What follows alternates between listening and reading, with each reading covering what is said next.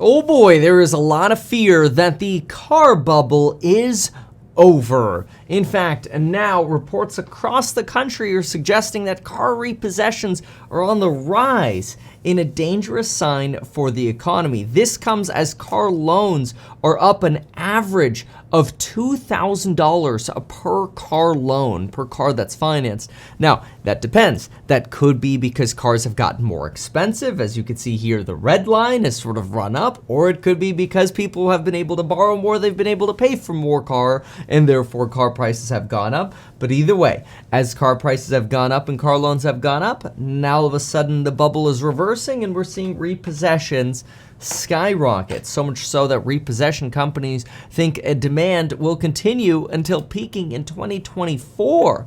Potentially a bad sign for cars in the second half of 2023.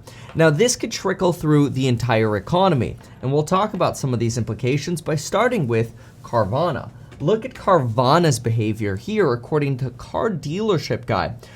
Here, Car Dealership Guy on Twitter says Carvana may have just quietly started liquidating. The company is now advertising its retail inventory to wholesale dealers. Okay, so let's explain this. First of all, we've done an analysis on Carvana previously in videos, and we found that Carvana seems to be on the verge of bankruptcy, much like Opendoor.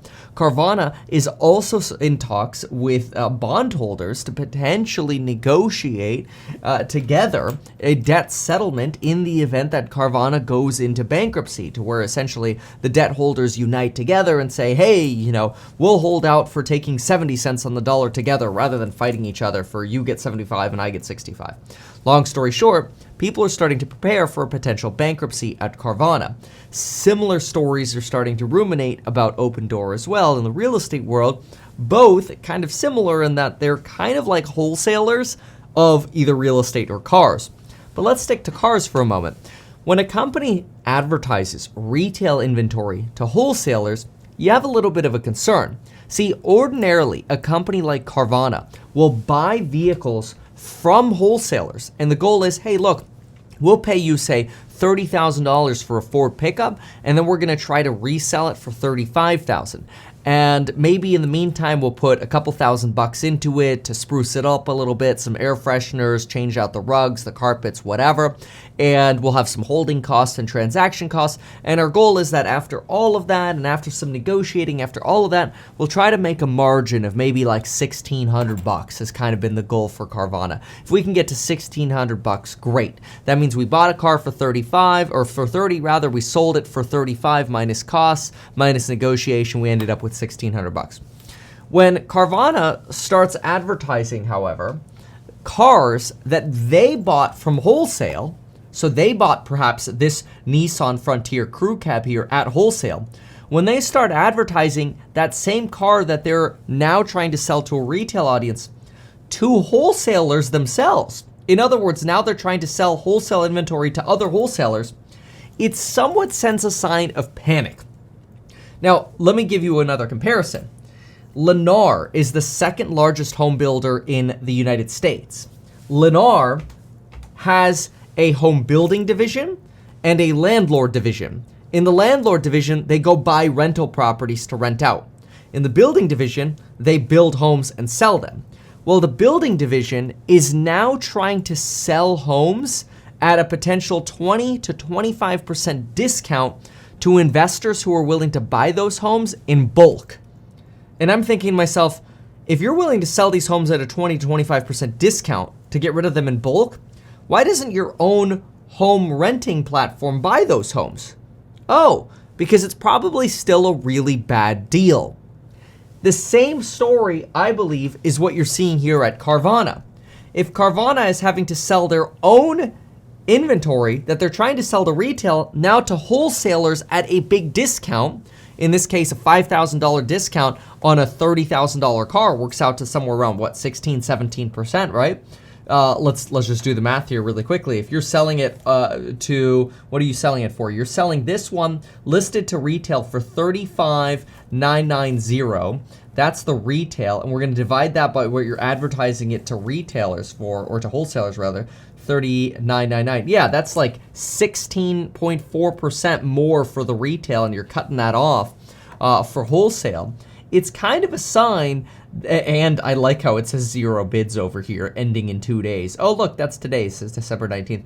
It's kind of interesting to me that you're starting to see this sort of pain in the used car market, especially since the used car market has been really, really bubbly in the last 2 years.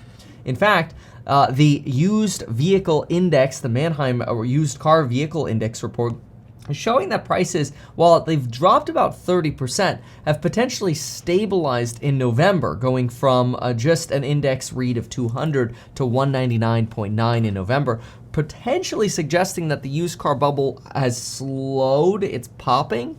Though some people think this is just a Black Friday reprieve and used car vehicle prices are going to continue to decline, especially since the average monthly payment for vehicles is up 26% since 2019. Now an average vehicle payment is sitting at $718 per month. The current 5-year loan for a new vehicle or new used purchase costs people about 6.5%, and that's if you've got a prime credit score. Golly, folks, I hope you have a prime credit score. If you don't yet have a prime credit score, make sure you check out the programs on Building Your Wealth down below. They will help you make sure you stop messing up financial mistakes in life and get on the right track to building wealth. Check out either the Zero to Millionaire Real Estate Investing, Stocks and Psychology of Money, or of course the Elite Hustlers program on building your wealth by building your top line income first. Whether you're an employee or self-employed. But now we're also starting to see apparently more fraud in the vehicle industry as well, with potentially as much as 7% more rollbacks on odometers. This is when people like disassemble their dash and they take older vehicles where this is easier to work on. You kind of take a screw gun to it and you just run it in reverse to rewind your odometer to essentially try to fraudulently increase the value of your car when you go to trade it in or sell it, as people are kind of pushed into desperation. In addition to that, we're now showing that there are potentially reports of production hitting slowdowns for new vehicle manufacturers. The largest winners are expected to be companies that have price and margin strength as consumers pull back both in the used and new vehicle space, which makes sense because that's what we're seeing at Carvana, that's what we're seeing with high interest rates, that's what we're seeing with affordability challenges for people going into a recession. We think that profitability for companies like Lucid and Rivian is far out. Potentially bankruptcy is much closer for Lucid and Rivian. GM and Ford have gone through recessions before. Tesla kind of grew up in a recession, so it's hard to say if Tesla's been able to weather a recession before, although many will argue that, yeah, they've weathered the 2008. GM and Ford have certainly survived before, although many else, myself included, will argue that Tesla should have substantial margin strength and pricing strength even through a recession, though we'll see. It is interesting, though, to consider what this could mean for the overall economy. Consider this. If somebody goes in to sell a used car, but they can't sell their used car for what they thought they could get, now they're stuck with their old car. That means one less piece of inventory for the used car dealer. It means one less transaction for the used car dealer. It means one less buyer for either a new used car or a new car for that person, right? And what does that do? Well, all of that ends up crimping GDP because the less transactions you have, the less you potentially have a GDP or gross domestic product, which is the sum of all those transactions, contributing to overall strength in the United States, which reiterates to the Federal Reserve that, oh yeah, our high interest rates are finally starting to trickle through the economy. Keep in mind, it takes a while for high rates to trickle through the economy. The Fed's raised rates in a matter of 9 months from 0 to 4.25%, and they're on a trajectory of continuing to hike rates. And this has actually turned pretty scary because a lot of folks realize, wait a minute, we don't need to get new debt that often to where just in 9 months we're going to be able to see the impact. That's why we talk about lags in monetary policy, because how often are you getting a new car? I don't know, maybe once every 3 years? Well, if you just got a new car, maybe you even got a new car lease in 2020, when are you due for a new one? Oh, maybe in 2023.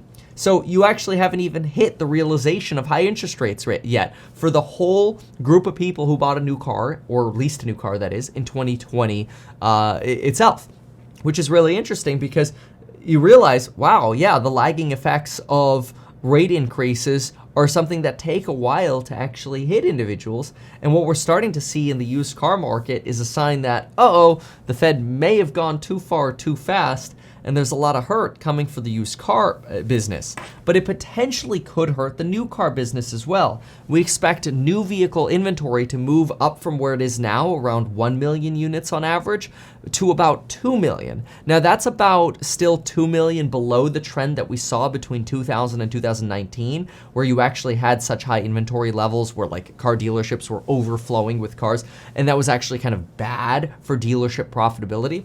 We do think new inventory is going to kind of climb again, and that could slow down some automakers' desire to get into EVs and really just their desire to try to get by through this recessionary environment that we're going to be going through here in 2023, and hopefully that'll end by 2024, though we'll see. Buckle up. Long and short of all of this, look, we're probably going to see deflationary impacts from this disaster in cars, which is good for sending signals to the Federal Reserve that maybe they've done enough, especially since used and new cars have been a big driver of consumer price inflation over the past 2 years. Now they might be a big driver of consumer price disinflation as these prices deflate. Remember the difference, disinflation is a lower rate of inflation, deflation is prices actually coming down. With cars, we actually expect prices to start plummeting, especially again as repossessions skyrocket.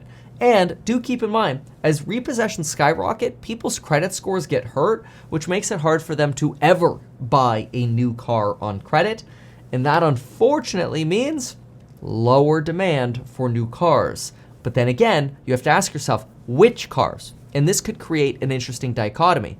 Maybe lower credit buyers are really just lower income purchasing users anyway.